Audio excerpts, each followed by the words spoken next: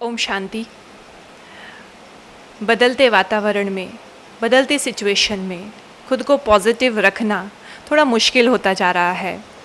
इसी पॉजिटिविटी को सोसाइटी के बीच रखने के लिए आज हमें इनवाइट किया है i24 न्यूज़ चैनल ने।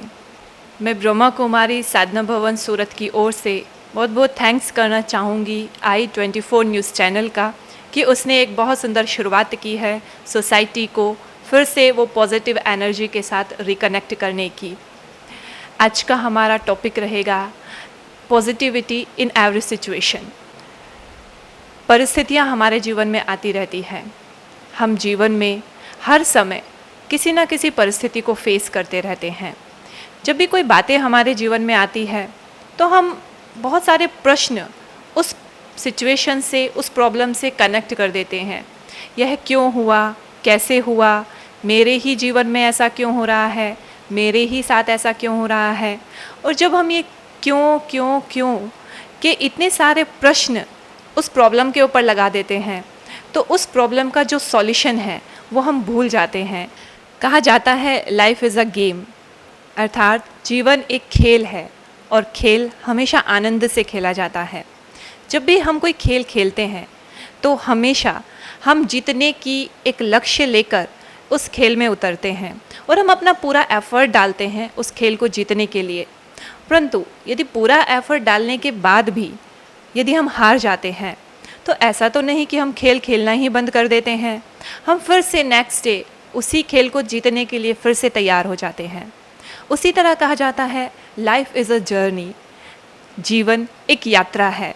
और जब हम कहीं यात्रा के लिए निकलते हैं बहुत सारे नज़ारे आते हैं, बहुत सारी सिचुएशंस आती हैं, कुछ बाधाएं आती हैं, कुछ प्रॉब्लम्स आती हैं। कभी धूप मिलती है, कभी छाँव मिलती है, परंतु ये सारी चीज़ें हमारी जर्नी को इंटरेस्टिंग बनाती हैं और बहुत सुंदर मेमोरीज़ मेरी उस जर्नी से जुड़ जाती है, उन लोगों से जुड़ जाती है जो हमें उस जर्नी में मिले होते हैं। परंतु जब जीवन की बात आती है तो ये सारी सिचुएशंस, ये सारी बातें हमारे लिए थोड़ी सी कष्टदायी हो जाती है। ऐसा हमारे साथ क्यों होता है? क्योंकि हम सोचते हैं जीवन एक स्मूथ चलने वाली यात्रा है, परंतु ऐसा नहीं है। जीवन में बहुत सारे ऑब्स्टिकल्स आते हैं, बहुत सारी परिस्थितियाँ आती हैं, बहुत सारी प्रॉब्लम्स आती हैं और जीवन जीने का तरीका अर्थात कला वो हमें ब्रह्मा कुमारीज़ में आकर सीखने को मिलता है। ब्रह्मा कुमारीज़ जीवन जीने का तरीका सिखाने वाली एक ऐसी संस्था है जो राजयोग के माध्यम से हमें हर सिचुएशन में पॉजिटिविटी क्रिएट करना सिखाती है। जब भी कोई सिचुएशन हमारे सामने आती है तो हम बहुत सारे प्रश्न, बहुत सारे क्वेश्चन मार्क उस सिचुएशन पे लगा देते हैं। ये सिचुएशन क्यों आई है, किसके द्वारा आई है, कैसे मेरे साथ ये हो गया, मेरे ही साथ ये क्यों हुआ। ये सारी बातें हमारे सामने आना उसी तरह है जिस तरह पानी में यदि लहरें हैं तो पानी में नीचे की चीज़ों को हम क्लियर नहीं देख पाते हैं। उसी तरह किसी भी प्रॉब्लम में फंसने के बाद इन सारे प्रश्नों में उलझ जाने के कारण हम उस प्रॉब्लम से निकलने का सही रास्ता नहीं देख पाते हैं। हमें किसी भी सिचुएशन पर क्वेश्चन मार्क ना लगाकर उस सिचुएशन से कैसे बाहर निकलना है वो सोचने की आवश्यकता है। जब भी हम किसी सिचुएशन में फंसें तो सबसे पहले अपने आप से पूछें कि जो प्रॉब्लम मेरे सामने आई है क्या मैं उसमें कुछ कर सकती हूँ, यदि मैं कुछ कर सकती हूँ तो मुझे उसके लिए पूरा एफर्ट डालना चाहिए। जितना भी प्रयास मैं कर सकूँ मुझे करना चाहिए।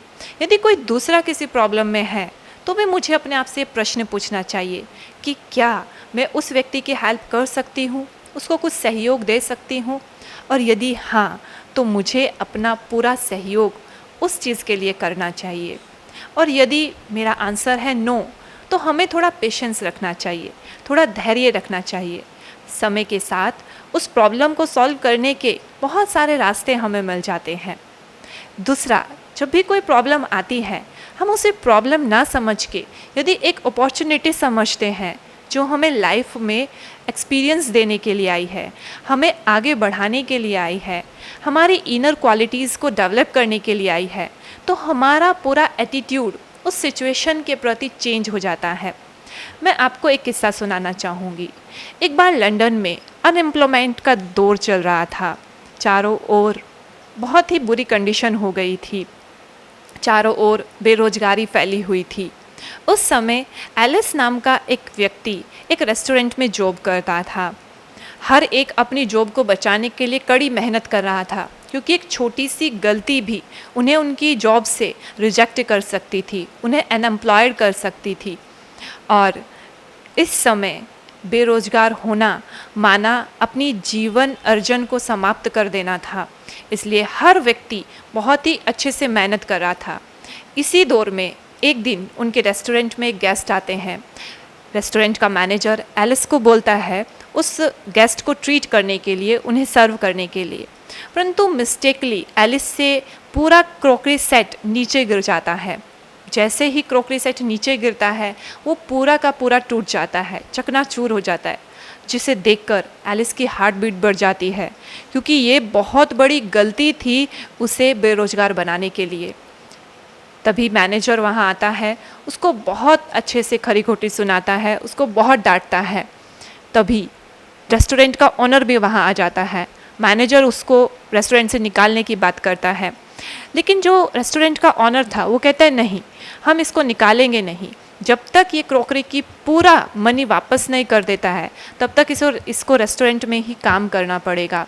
और वो लोग डिसाइड करते हैं कि एलिस के एवरी मंथ की सैलरी से कुछ अमाउंट काटकर क्रॉकरी का जो भी उनका नुकसान हुआ है उसकी भरपाई की जाएगी, जिसके लिए वो 3 साल का टाइम पीरियड एलिस को देते हैं। एलिस थोड़ा उनसे रिक्वेस्ट करता है, परंतु जो ओनर था वो बात नहीं मानता है और कहता है, उससे एलिस से साइन कराता है एक बॉन्ड पर कि 3 साल तक तुम इस रेस्टोरेंट को छोड़कर नहीं जा सकते हो। एलिस रेडी हो जाता है। अपने पूरे दिन का काम ख़त्म करने के बाद एलिस रेस्टोरेंट से निकलता है। रास्ते से जाते हुए अपनी वाइफ के लिए बहुत सुंदर बुके लेकर जाता है और खुशी खुशी अपने घर पहुंचता है। जैसे ही घर पहुंचता है तो उसकी वाइफ देखती है आज तो एलिस बहुत खुश है, लगता है कुछ बहुत अच्छा हुआ है। वो एलिस से पूछती है क्या हुआ, आज तुम इतने खुश क्यों हो? एलिस कहता है आज तो बहुत अच्छा हुआ है। पूछती है क्या हुआ, तो एलिस उसको पूरी स्टोरी सुनाता है कि किस तरह आज रेस्टोरेंट में जो गेस्ट आए थे उनके सामने पूरा क्रॉकरी सेट जो बहुत ही एक्सपेंसिव था उससे टूट गया और उसकी भरपाई हर महीने उसकी सैलरी से कुछ अमाउंट काट कर रेस्टोरेंट का ऑनर करने वाला है। जिसे सुनकर एलिस की वाइफ को बहुत ही आश्चर्य हुआ कि ये तो एक दुखद घटना है। अभी एलिस की सैलरी का आधा अमाउंट, कुछ अमाउंट तो रेस्टोरेंट में ही चला जाएगा, फिर एलिस इतना खुश क्यों था? क्या कहेंगे? एलिस ने उस सिचुएशन को नेगेटिव रूप से ना लेते हुए पॉजिटिवली लिया था। जहाँ बेरोजगारी के उस दौर में हर एक अपनी जॉब को सिक्योर करने के लिए मेहनत कर रहा था, वहीं अगले 3 सालों के लिए एलिस की जॉब सिक्योर हो चुकी थी। अभी 3 साल तक कोई भी उसे रेस्टोरेंट से हटा नहीं सकता था। इस कारण एलिस बहुत खुश था। तो क्या कहेंगे?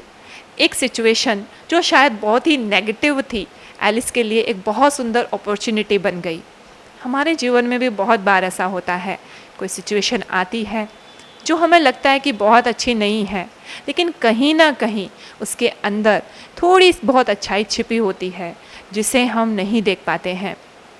तो जब भी कोई प्रॉब्लम आए हम समझें कि शायद ये हमें कहीं ना कहीं इम्प्रूवमेंट देने के लिए आई है।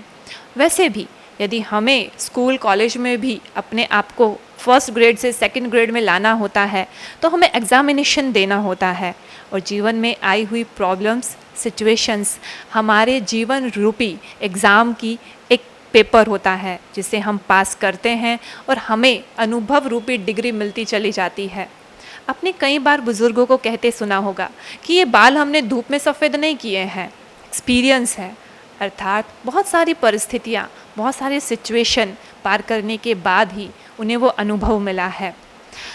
फिर हम कह सकते हैं कि जीवन रूपी यात्रा में इन परिस्थितियों से हम बाहर निकल सकते हैं। उसी तरह कई बार हमें सिचुएशन से बाहर निकलने के लिए अपने एटीट्यूड को भी चेंज करना पड़ता है। हम कौन सा एटीट्यूड लेकर इस लाइफ में जी रहे हैं या चल रहे हैं। एटीट्यूड बनता है हमारे मन के विचारों से, अर्थात हमारे संकल्पों से, हमारे थॉट्स से। थॉट्स वो बेस हैं जो हमारे एटीट्यूड को क्रिएट करते हैं, बनाते हैं, जनरेट करते हैं, और जैसा जैसा हमारा एटीट्यूड बनता चला जाता है वैसा ही हमारा हर एक कर्म इस जीवन रूपी यात्रा में बनता चला जाता है।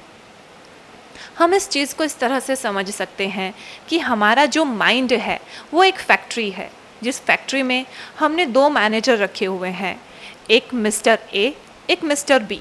मिस्टर ए जो पॉजिटिव ऑर्डर को मानता है, मिस्टर बी जो नेगेटिव ऑर्डर को मानता है। दोनों ही मैनेजर बहुत ज़्यादा ऑनेस्ट हैं।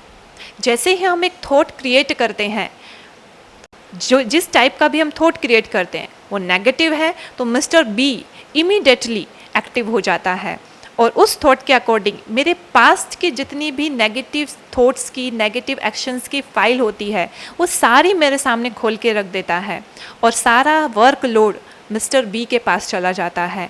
वर्कलोड ज़्यादा होने के कारण मिस्टर बी जो नेगेटिव मैनेजर है वो बहुत सारे एम्प्लॉयज़ बढ़ा लेता है, वर्कर्स रख लेता है, जिस कारण मेरी मन रूपी फैक्ट्री का बहुत सारा एरिया मिस्टर बी के पास चला जाता है।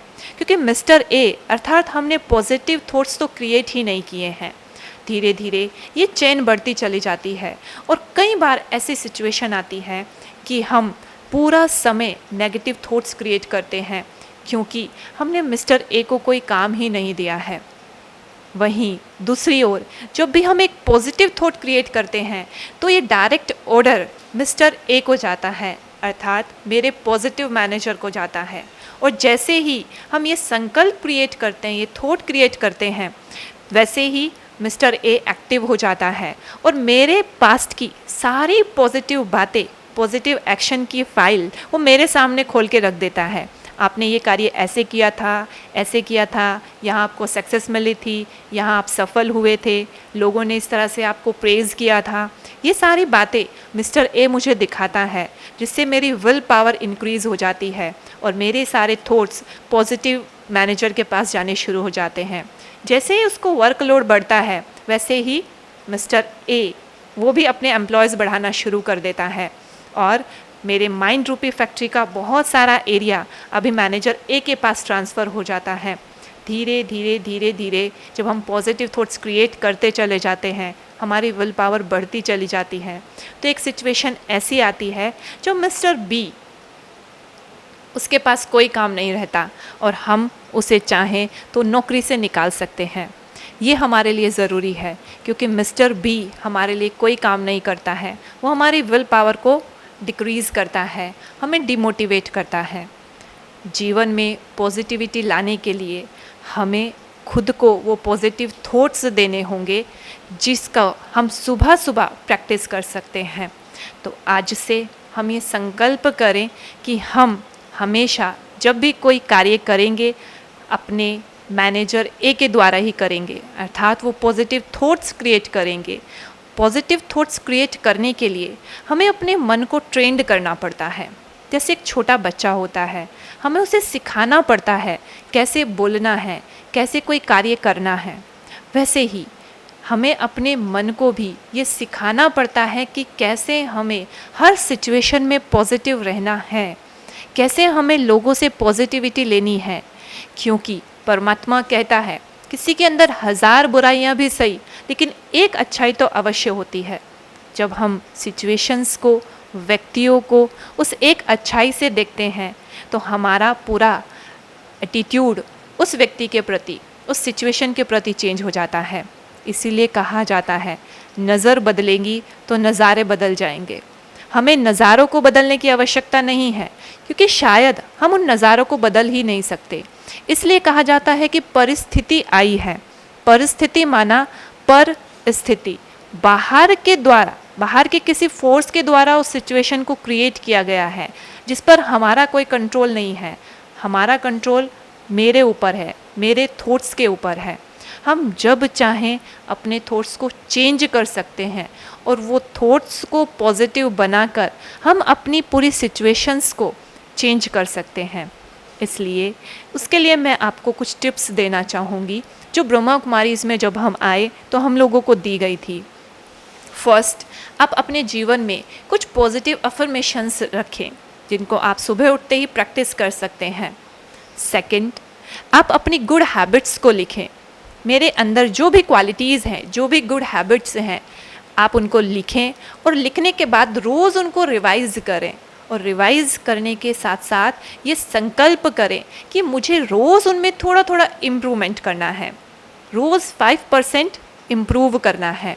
उससे क्या होगा, जैसे जैसे मेरे अंदर की क्वालिटीज़ बढ़ती जाएगी, वैसे वैसे मेरे अंदर की जो कमी कमज़ोरियाँ हैं, जो अवगुण हैं, जो मुझे कहीं ना कहीं नेगेटिव बना देते हैं, वो ख़त्म होते चले जाएंगे। जिस तरह एक अंधेरे रूम में यदि मुझे प्रकाश करना है, तो मैं सिर्फ एक स्विच ऑन करती हूँ, लाइट जल जाती है, रोशनी हो जाती है, अंधकार समाप्त हो जाता है। हम कभी भी बैठकर ये नहीं कहते अंधकार है, इतना अंधेरा है, ऐसे है, कभी नहीं कहते हैं, है ना। सिर्फ एक लाइट का स्विच ऑन करना होता है। वैसे ही यदि हमारे जीवन में भी नेगेटिविटी आई है, तो बहुत इजी है पॉजिटिविटी क्रिएट करना। अपने अंदर की उस लाइट को सिर्फ एक थॉट रूपी स्विच को ऑन कीजिए, और देखिए आपके अंदर पॉजिटिविटी का प्रकाश हो जाएगा। थर्ड पॉइंट, अपने जीवन में जो भी हमने आज तक प्राप्त किया है, उसके लिए परमात्मा को थैंक्स अवश्य करें। जो भी हमें जीवन में प्राप्त हुआ है, जो भी आज तक मेरी अचीवमेंट हुई है, जो भी मुझे मिला है, जिन्होंने भी मुझे सहयोग दिया है, उसके लिए परमात्मा को थैंक्स करें। धन्यवाद देना हमारे जीवन में हमें बहुत आगे बढ़ाता है। जब हम उस परमात्मा का शुक्राना करते हैं, तो वो हमें बहुत सारी शक्तियों से फुलफ़िल कर देता है, और हमें अपने जीवन में पॉजिटिविटी की रोशनी प्राप्त होती है, परमात्म शक्तियाँ प्राप्त होती हैं, उस परमात्मा की दुआएं प्राप्त होती हैं, जो हमें हर परिस्थिति से बाहर निकाल देती है। इसीलिए कभी कभी आपने देखा होगा, ऐसा फील होता है कि जैसे किसी ने हमें इस परिस्थिति से निकाल कर बाहर बिठा दिया है। जैसे तूफ़ान बहुत तेज़ था, लेकिन जब उस तूफ़ान से बाहर निकल कर हम पीछे मुड़ के देखते हैं, तो खुद पर विश्वास ही नहीं होता है कि हम खुद इस तूफ़ान से निकल गए हैं। वैसे ही परमात्मा भी हर कदम पर हमारी मदद करता है। मैं आपको एक कहानी सुनाना चाहती हूँ। एक बार एक व्यक्ति था जिसकी फ्रेंडशिप भगवान से हो रखी थी। वो भगवान से बहुत सारी बातें करता था। एक बार वो सागर किनारे टहल रहा था, तो उसने मुड़कर देखा, उसके पीछे पीछे 4 कदमों के निशान थे। वो बहुत खुश होता है। वो सोचता है कि ये 2 कदम भगवान के हैं और 2 कदम मेरे हैं। इस जानकर वो बहुत खुश होता है कि भगवान भी मेरे साथ वैसी ही फ्रेंडशिप रखता है। धीरे धीरे समय बीतता चला जाता है। एक समय आता है कि उसके जीवन में बहुत परिस्थितियाँ होती हैं, बहुत उतार चढ़ाव हो रहे होते हैं। वो बहुत उदास, हताश होकर फिर से सागर किनारे टहल रहा होता है। परंतु जैसे उसकी नज़र पीछे की ओर जाती है, तो वो देखता है कि वहाँ तो सिर्फ 2 ही कदम है। बहुत दुखी होता है कि परमात्मा भी मनुष्यों की तरह मुसीबत आने पर हाथ छोड़ देता है, साथ छोड़ देता है। परंतु धीरे धीरे अपनी विल पावर डेवलप करता है और धीरे धीरे अपनी परिस्थितियों से बाहर आ जाता है। थर्ड टाइम फिर सारी सिचुएशन नॉर्मल होने के बाद वो फिर से सागर किनारे टहल रहा था। जैसे ही पीछे मुड़कर देखा तो फिर से उसे 4 पैरों के निशान दिखाई देते हैं। बड़ा क्रोधित होता है, गुस्सा भी आता है कि हे भगवान, तू भी मनुष्यों की तरह हो गया है कि जब अच्छे दिन आते हैं तो साथ देता है और बुरे दिन में साथ छोड़कर भाग जाता है। तभी उसे परमात्मा की आवाज़ सुनाई देती है। वो कहता है, मैं मनुष्यों की तरह नहीं हूँ, तुम मेरे बच्चे हो। जब तुम्हारे ऊपर परिस्थिति आई तो मैंने तुम्हें अपनी गोद में उठा लिया था, इसलिए जो 2 कदमों के निशान तुम्हें दिखाई दिए वो तुम्हारे कदम नहीं थे, वो मेरे कदम थे जो तुमने देखे थे। जब तुम्हारी परिस्थितियाँ फिर से नॉर्मल हो गई तो मैंने फिर से तुम्हें अपनी गोद से उतार दिया है। वैसे ही परमात्मा हमें हमेशा परिस्थितियों में अपनी गोद में बिठा लेता है और सदैव हमारी मदद करता है। बस हमें उसकी हेल्प को फील करने की आवश्यकता है। इसी के साथ ओम शांति।